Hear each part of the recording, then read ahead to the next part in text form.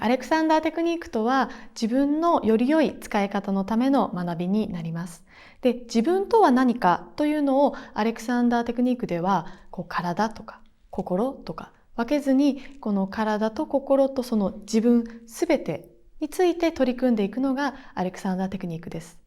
レッスンでは、先生の声掛け、そしてこのハンズオンといって先生に触られながらそのより良い使い方の体験を積み上げていくことで、だんだんとその自分の良い使われ方を習得していきます。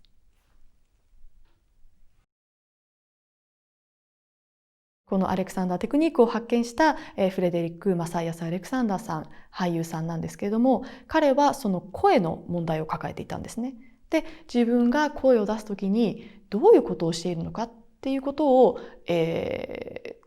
観察し続けたら、自分が首を固めて、そして頭を引き下げて、胴体全体を縮めて使っていたことに気がついたんですね。で、まず最初はそれに気がついたんですけど、日常の生活の中でもそういったことをやっていることを発見したんです。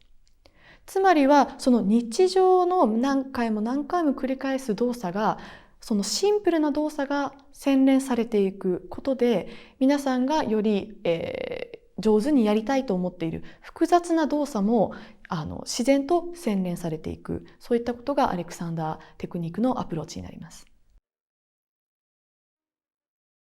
東京芸術大学時代にアレクサンダーテクニックの先生が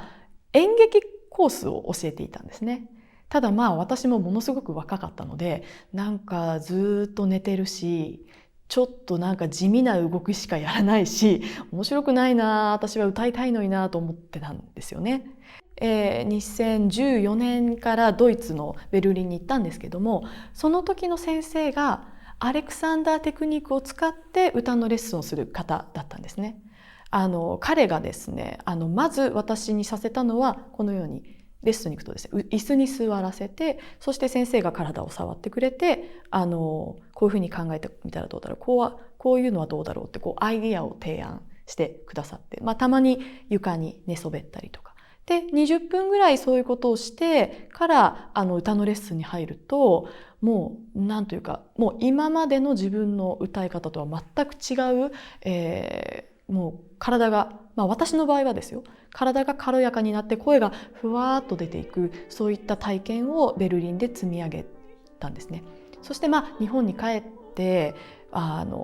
先生の手を一旦離れたわけですけど、そうしていくうちにやっぱりちょっとだんだん自分のあんまり良くない使われ方に戻っていってしまったんです。これはやはりアレクサンダーテクニックをもうゼロからしっかり勉強して、そして自分もベルリンの先生のようになんというのかな、体の使われ方、意識の使われ方、人間のこの機能全般に関わることですよね。そういったものへの、理解を深めながら、そして指導もできるような先生になりたいと思いました。アレクサンダーテクニックのレッスンは、心身の不調を抱えた方、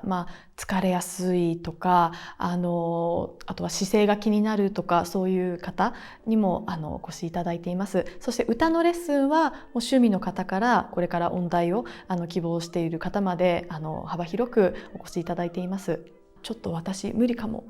って思わずに、ぜひぜひお試しいただければと思います。